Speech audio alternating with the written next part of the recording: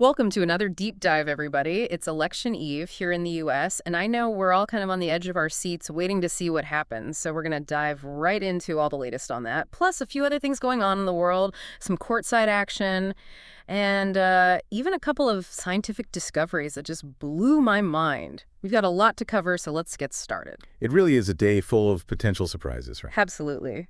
Let's start with the election. The polls are showing a virtual tie between former President Trump and Vice President Harris. Real clear politics, and 538 have them neck and neck.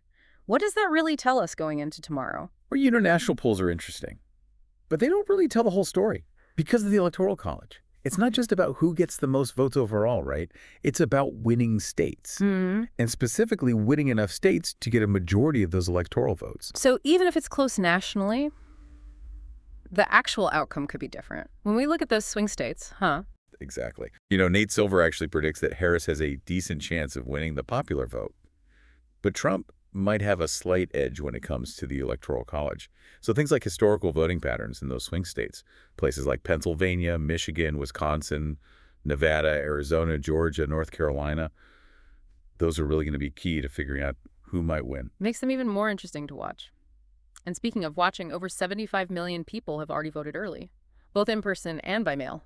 Anything that stands out to you in those early voting numbers? Well, it seems like participation is pretty even across both parties so far. Well, But there is a pretty noticeable gender gap. Women are leading in early voting by about 9 points.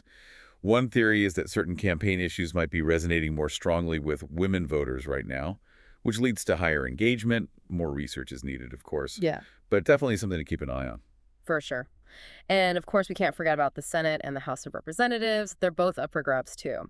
So no matter who wins the presidency, the balance of power in Congress could shift pretty dramatically. Oh, absolutely. Yeah. That's what makes these midterm elections so important, right? They could have a huge impact on the political landscape. Right. Regardless of who's in the White House. Okay, let's shift gears for a second. Let's move to something a little more lighthearted. It's the first day of the college basketball season, and I am ready for some serious courtside action. Oh, yeah.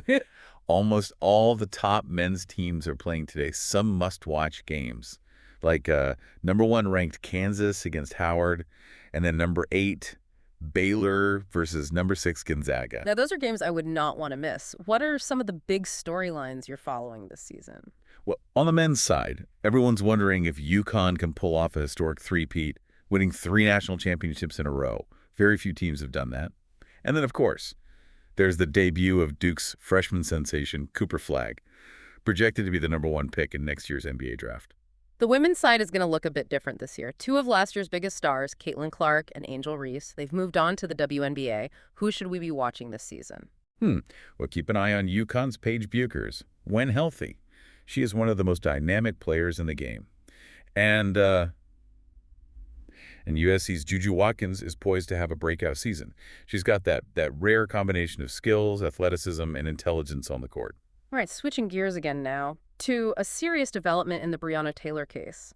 Former Louisville police officer Brett Hankison has been convicted. This is the first conviction of any officer involved in the raid that led to Taylor's death. Can you break down this verdict for us? Sure. He was found guilty of 3 counts of wanton endangerment for firing 10 shots into Taylor's apartment, some of which went into a neighboring unit.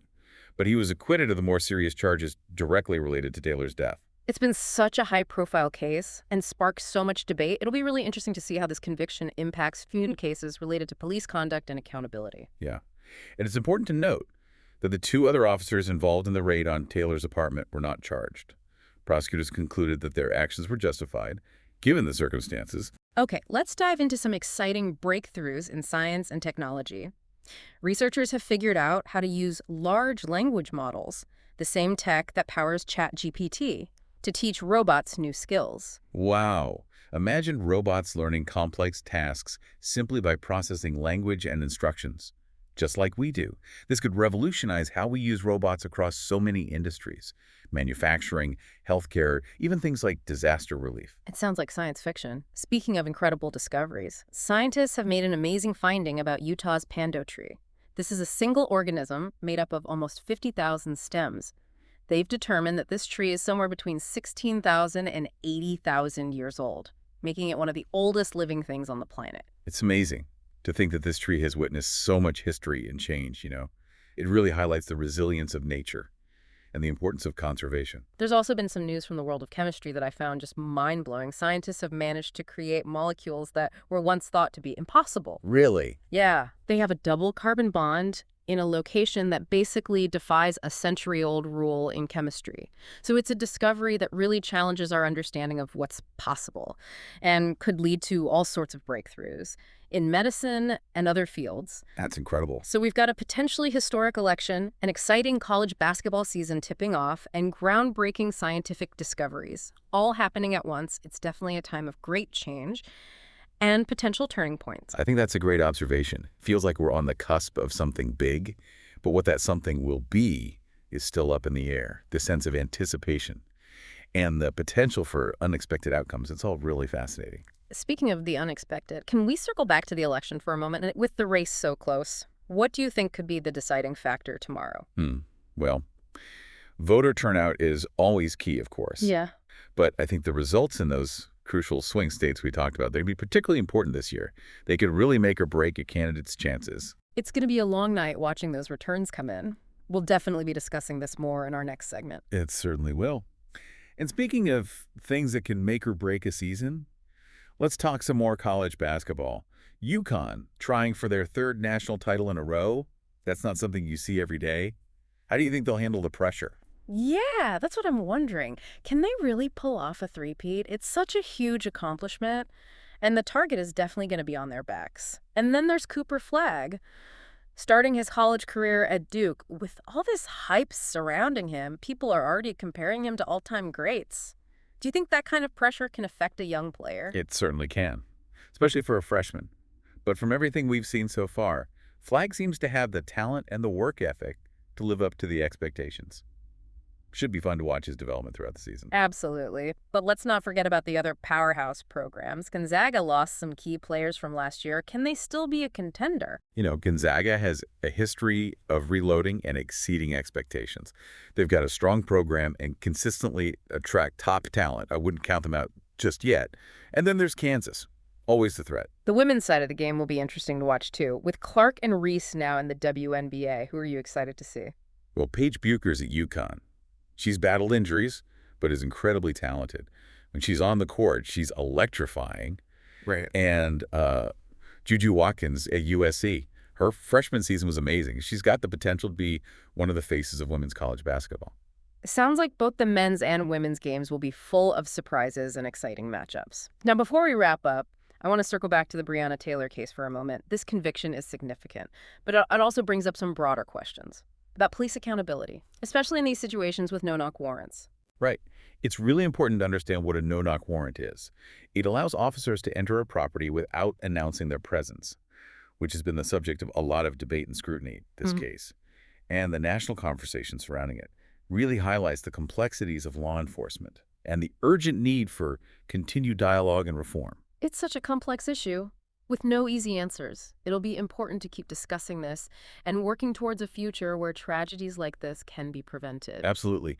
And let's get back to science for a minute. Those breakthroughs we talked about earlier, teaching robots with language and creating those impossible molecules. It's incredible. What do you think the long-term implications could be? I think the potential is almost limitless. Teaching robots with language could change so many industries. Imagine a world where robots can help us with everyday tasks, perform dangerous jobs, even assist in complex surgeries, and those new molecules. They could lead to breakthroughs in medicine and all sorts of other fields. It really is mind-boggling to think about. We could be on the verge of a technological revolution. And these discoveries are just the beginning. It makes you wonder what other impossible things we might achieve in the future. Speaking of the future, our deep dive today has really highlighted how much is happening right now that could shape the world we live in. This tight election, a new basketball season, incredible scientific advancements. It feels like we're living through a time of major transition and change. I think that's a great point. What do you think will be remembered as the defining characteristic of this era? Will it be the political shifts, the technological leaps, or maybe something we haven't even considered yet? That's a really interesting question. Maybe it'll be a combination of all those things, or maybe it'll be something totally unexpected. That's what makes this time so fascinating. The possibilities seem endless, a time of tremendous possibility and uncertainty for sure. And speaking of uncertainty, let's bring it back to the U.S. election one last time. Millions of Americans will be casting their votes tomorrow. And, the outcome is going to have such a huge impact on the country's direction. It's a decision that will resonate for years to come. And as we've been talking about, the polls are so close, this election is especially unpredictable. It's going to be a nail biter, that's for sure. I think a lot of people are feeling anxious right now, just waiting to see what happens. But, that's part of what makes elections so captivating, isn't it? The stakes are high, and every vote matters. Yeah, it really highlights the power of democracy. Mm. Even with all the division and polarization we see today, we still have this system where people can come together and make their voices heard through the ballot box. Yeah, absolutely. And I hope that regardless of who wins, we can all agree to respect the process and, engage in respectful dialogue, even when we disagree. Well said. Now, before we wrap up this deep dive, let's consider this. Given how close this race is and all the complexities of the Electoral College we talked about, what do you think will be the deciding factor tomorrow? That's the million-dollar question. Voter turnout is always crucial, and we've already seen record numbers with early voting. It feels like there's so much energy and engagement this year. I think the candidate who can really get their base to the polls will have a big advantage. I agree. And the outcome in those swing states is going to be so important. It's going to be fascinating watching those returns come in. Well, that's all the time we have for our deep dive today. Thanks for joining us as we explored some of the biggest stories happening right now. It's been a pleasure. And remember, even though those polls are super close, things like unforeseen events and voter turnout, it can really make a difference. It's anyone's game at this point. So stay engaged, stay informed, and most importantly, get out there and vote.